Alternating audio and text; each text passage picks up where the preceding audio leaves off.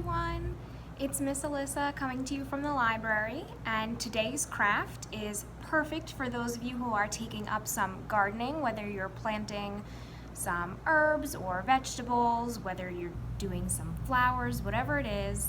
Even if it's a little late now, but you can still plant some herbs and see what grows. We're making some garden markers. I'm going to show you two ways to make garden markers. One is using air dry clay, which is so easy to get pretty much anywhere. Most stores that sell any kind of craft or even school supplies sell air dry clay, and you can also make it yourself. Miss Marie showed a really cool salt dough recipe, which is similar principles in air dry clay.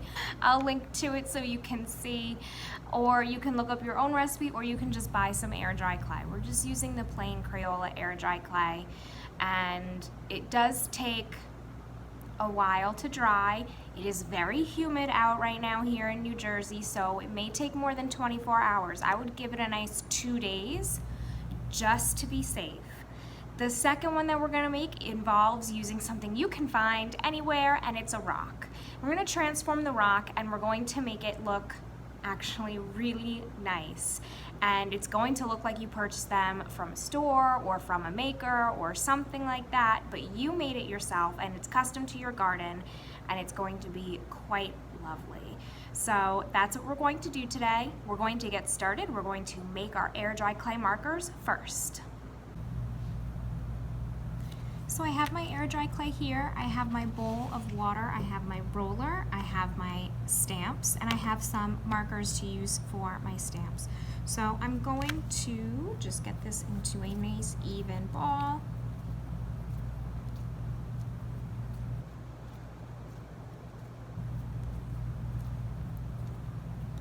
And I'm going to split it in half.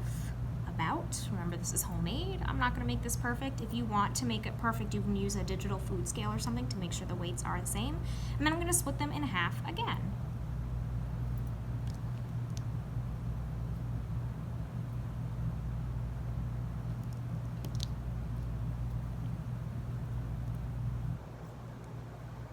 This is what we'll use to start shaping.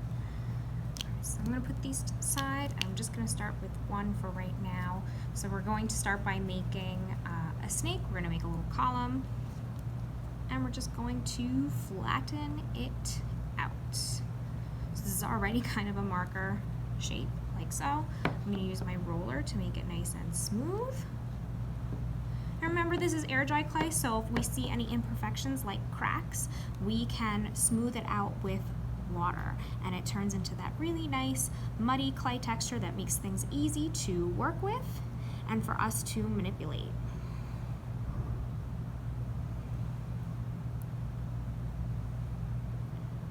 Really nice. Okay. Always make sure to have paper towels on hand, as always.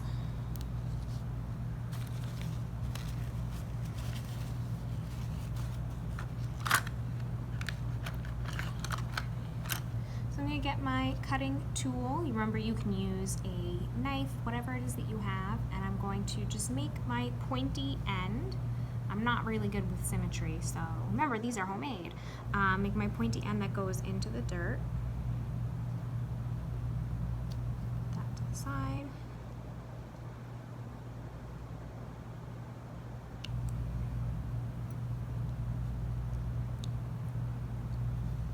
To just kind of make a clean cut here, so my sides are nice and even, and a clean cut here. Oops.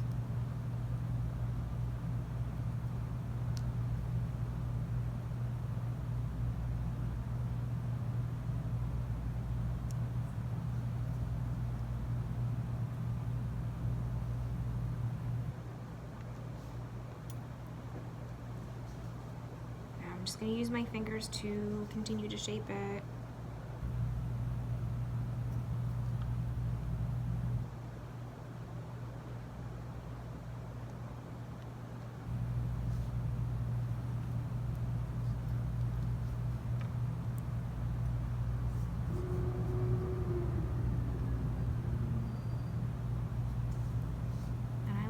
rounded edge on top. You can do whatever it is that you want. You could square it off, you can make it a shape, you do whatever you want. Okay.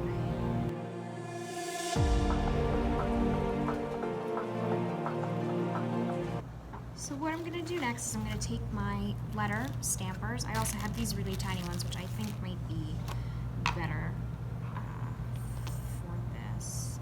I mean, I could probably fit like the word basil here, but if you want them all to be uniform and you're not making very big ones, go with the small stampers. So I'm going to grab my marker, and I'm going to grab my little stamps, my little letters.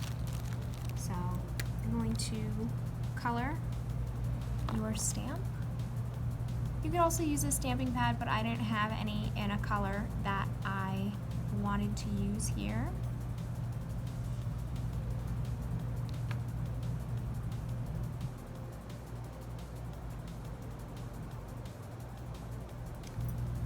And it's pretty subtle.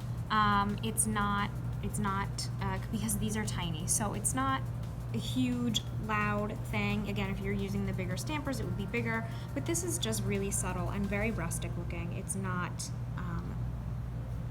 the one that I'm doing is not meant to be loud and big, but you can do that customizing your stampers or however it is that you do your letters.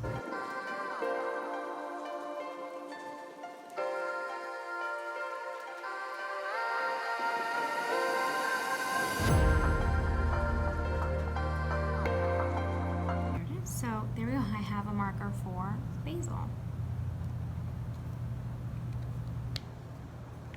And if you would like, you can go ahead and add in any other design that you would like. I'm not very artistic myself, so I'm not very good at this kind of thing.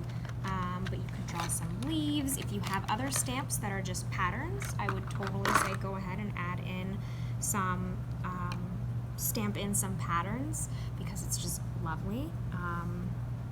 I'm going to attempt to make a little leaf here.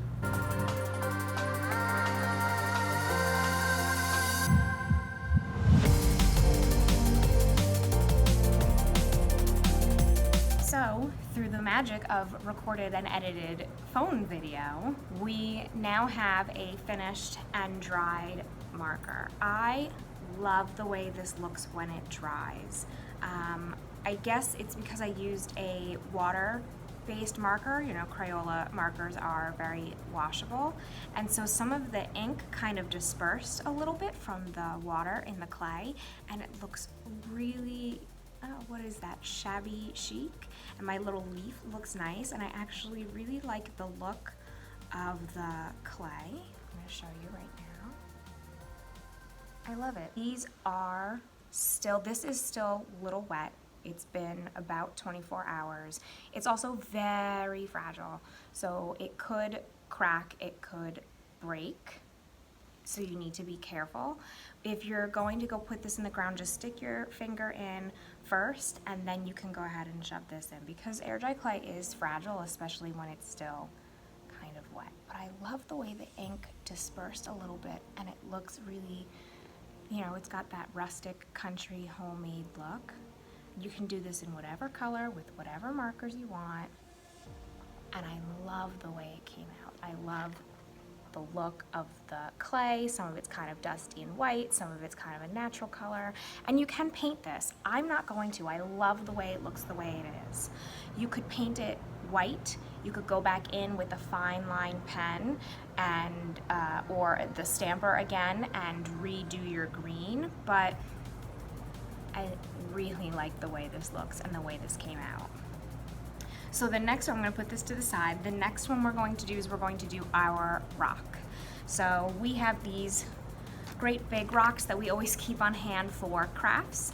You can grab a little river rock when you're going for a walk in the park. If you see a cool rock with a smooth surface, or if you already have one in your yard, go ahead and grab it. And we're just going to use acrylic paints. I have my acrylic paint here. I have a tray with my paints in it. I have a sponge brush to cover a larger area.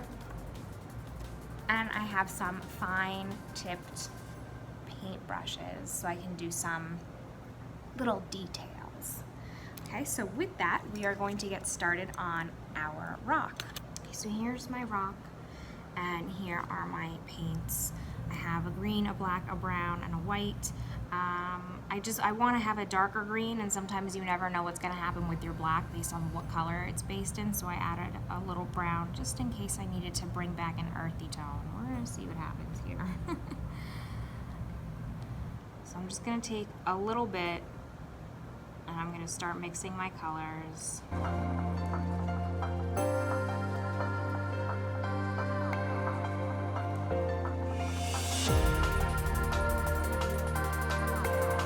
To start just by using my sponge, and I'm going to map out a nice area over here. Try to cover most of the surface.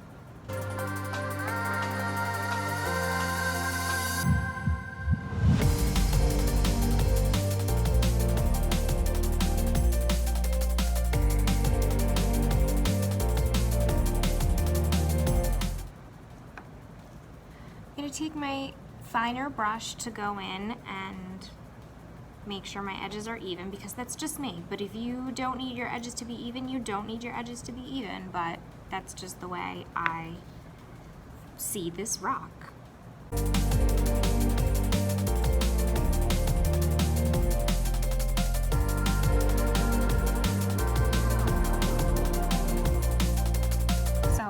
Paint always dries pretty quickly. It dries even faster on this rock.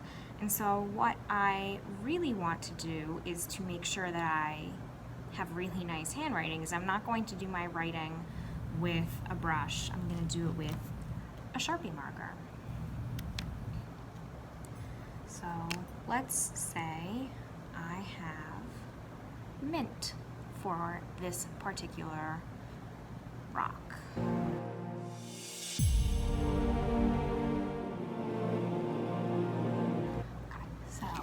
My mint. I'm going to snazz it up a little bit. I'm going to kind of see if I can make it look a little bit like a fancy calligraphy font.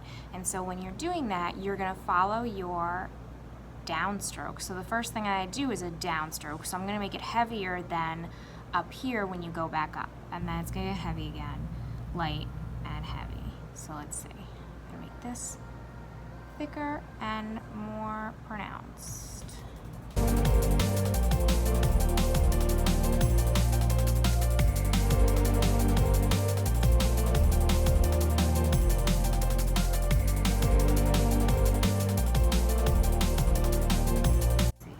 Another small brush. I'm going to just kind of embellish now. At this point, it's your rock, and you can do whatever you want. So I'm going to use my white for my embellishments.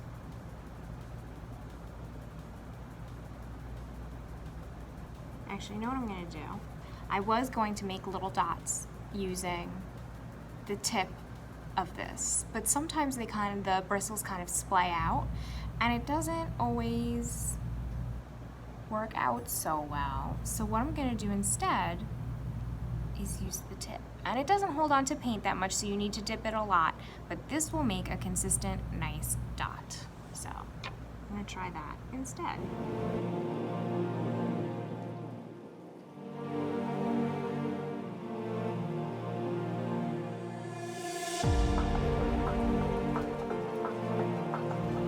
Cute. You can go in and touch up your dots, which is what I'm gonna do. Okay. And I think I'm gonna add some highlight or some interest or something to the words too, so that they show up really nicely.